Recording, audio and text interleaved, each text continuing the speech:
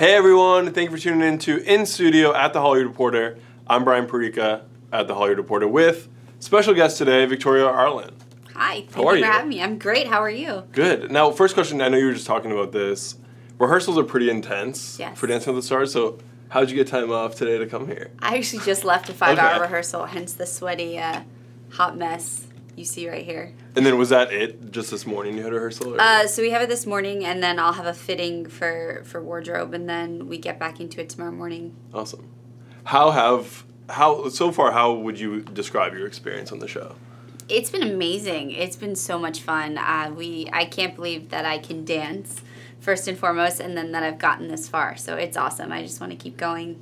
Now, speaking of that, one of your recent dances for Most Memorable Year, it was pretty emotional for you, it was pretty emotional for Val, for the audience, the judges. Can you kind of talk about that? And I know when you were 10 years old, you said you always wanted to be on Dancing with the Stars, and your journey obviously has brought you here, but it's been an uphill. It wasn't an easy journey to get here. No, Most Memorable Year was a really, really powerful moment for me. I hadn't sat back in my wheelchair, so I spent a decade in a wheelchair. Yeah. I hadn't sat back in that chair in almost a year and a half, and Val really wanted to celebrate my chair through this dance. And my most memorable year was actually this year, because this was the first year that I wasn't fighting to get back things that were taken away from me. This was the first year that I could just live, and so he wanted to celebrate that, and in doing so would be revisiting the past. So it was challenging, but it was really cool. It both brought out emotions in the both of us. Val sat in my chair during rehearsals and got emotional, and I obviously was emotional. And then come show night, the package rolled, and I see my parents, and I see it, and I just lost it. And my lip quivered on national television, which was mortifying. But it was a moment before, when the cameras weren't rolling yet, that Val came over and he's like, "We got this. You lived. Let's celebrate that." And that was, to me, the most powerful moment in this season. And then we just danced and revisited the chair, and then I lost it again. But it was crazy. I never in a million years would have imagined that moment, let alone this entire journey and where I am today. That's great. Now, speaking of the package, you don't see that before the show airs. You see that right before you go out there? We see it just as the audience sees it. So that's why my first dance I lost it as well, is because I didn't realize they were going to use so much of that footage. And as much as it's been 11 years, I can snap right back there as soon as I see it. So it's definitely, I have to remind myself, we're okay, we're okay. But no, we don't see it beforehand, which is, it can be tough, especially for Most Memorable Year. That might be on them too, to kind of like, I guess, motivate the dance, and absolutely. It gives you an extra push. And the emotions are real. It's so real. It's real. It's not, I wasn't there pretending to cry. I genuinely felt that emotion. I genuinely felt what my family was feeling, what the ones closest to me, and maybe people I didn't even know were feeling. And so that's the beauty of it, for sure. Now, as a fan of the show, watching it, when you found out you were going to be able to do it, and then that Val was your partner, what was your immediate reaction to that? I was super excited. I have loved the show since it first debuted many, many years ago. And then when I found out I was going to be on it, I was actually on location covering the X Games. And it was right before a live shot that I got the phone call. And I couldn't tell anyone why I was screaming, and I couldn't tell anyone, period. And so it was pretty surreal. And then once I got out here, I relocated from the East Coast, and then they don't tell you who your partner is, so you're kind of in this limbo. And then Val walked in, and we just hit it off right away. Now, speaking of the East Coast, I'm actually from Boston as well. Oh, right on! And I know last dance for movie night, you did like a hockey theme, and you guys were Boston Bruins colors. We were. It was great. We were. And it's funny because we didn't even make it a point to say it was Boston Bruins. Oh, really? Yeah. I mean, Val loved the Steelers colors and the Penguins colors, and so I kind of worked my way, and I said, let's do a little darker, and not really saying that actually these are Bruins countries, because I'm Bruins colors because I'm from Bruins country.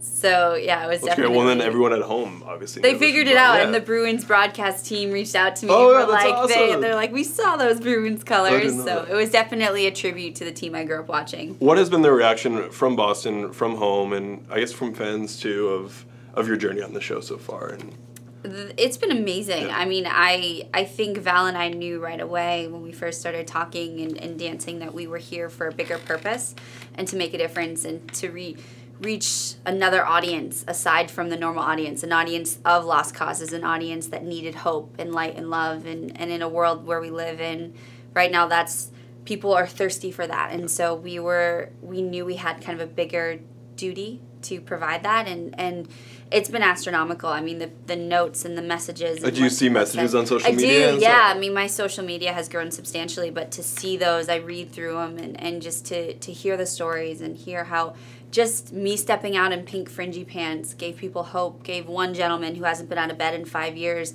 the motivation to try and get out of bed, and it's been powerful. It's honestly just been far beyond what I could have ever imagined, and it's given me a whole other purpose besides what I even realized I had, which is really cool. That's incredible. Now, the movie night dance, Shania Twain was a guest judge. Yes. She gave you a 7? Why did she give you a 7? I don't know. I mean, she's from Canada. She's a hockey fan. Yeah. She loved our dance, and I had talked with her backstage. I'm really not sure. I think that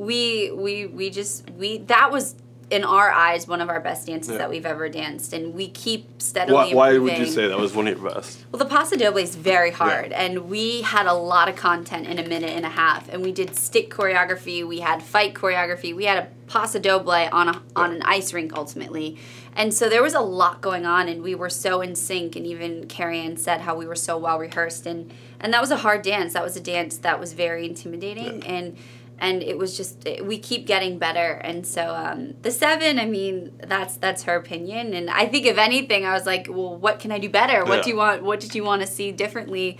But it was fun. I mean, honestly, we felt good about it. We had so much fun doing it, and that's all that matters. And the judges' comments were awesome. We were very happy with them. You're a favorite this season. Oh, it's crazy.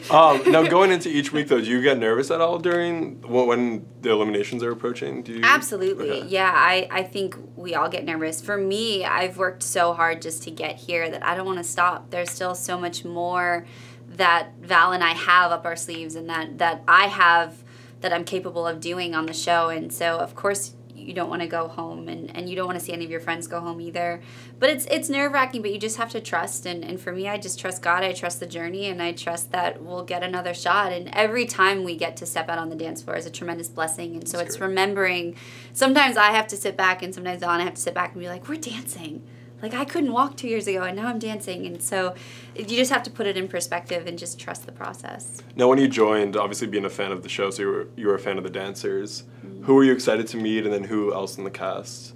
I was really excited to meet Tom Bergeron. Okay, that's great. I was so excited. I think out of all the people, he was Were you America's Funniest Video fan? Huge fan, massive fan. It was one of the shows my parents put on religiously when I was in the hospital.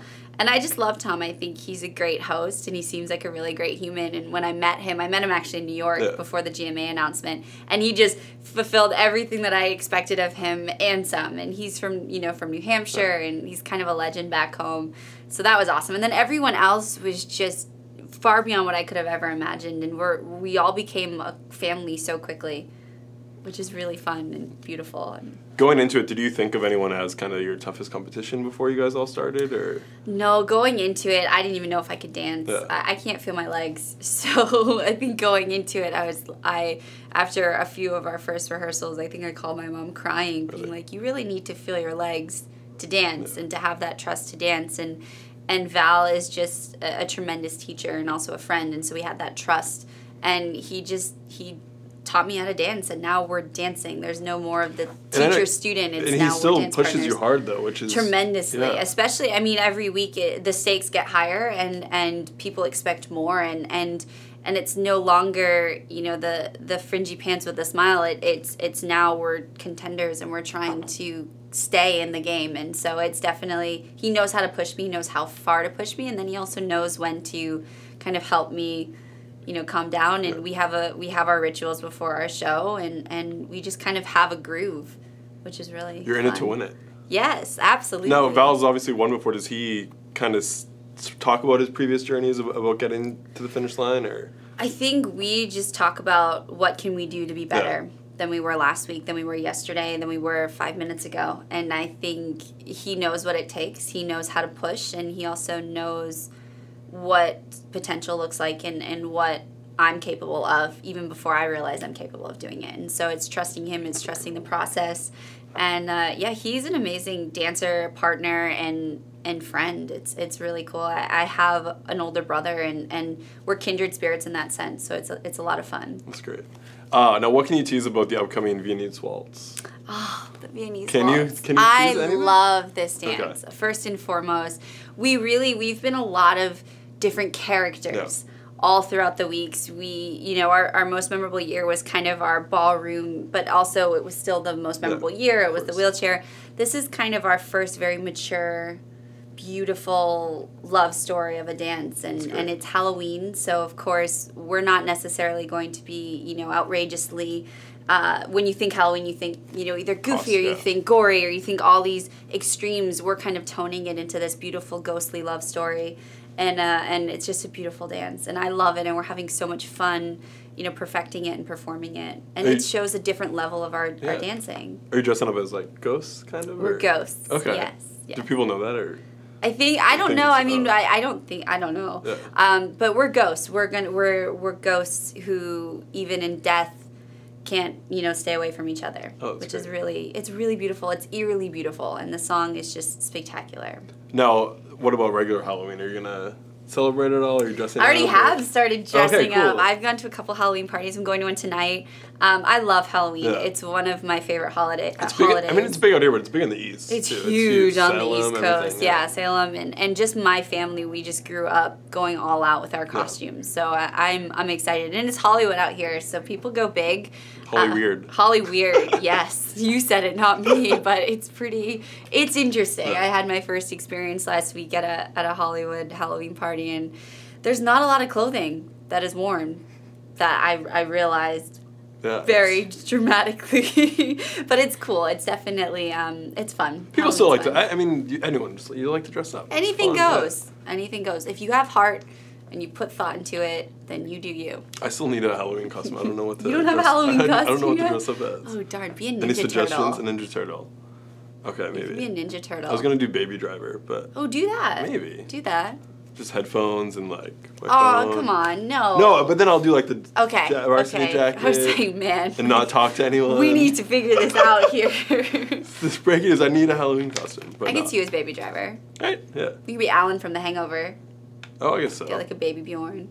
That's so, like, 2010. Yeah, but bring it back. Bring it back. Or you could be a Christmas elf. Oh, that's true. I almost was that this year. Oh. That's a good one. Because then you're, like, getting ready for Christmas. Yeah, Anyways. and then you're setting yourself aside from everyone else. Now, last question. With everything you've been able to overcome, your journey on Dancing with the Stars now, when the show's over, what do you want to do next? Like, what's next on your bucket list? What do you... Oh, geez. I have quite a few things. I have a lot of fun things in the works. My real passion is obviously acting and performing, and it's been so much fun to do that on the show, so I'd love to keep doing that. But I'd also love to have my own show, my own talk show, and be able to impact lives every day, even if it's just an hour, make people smile.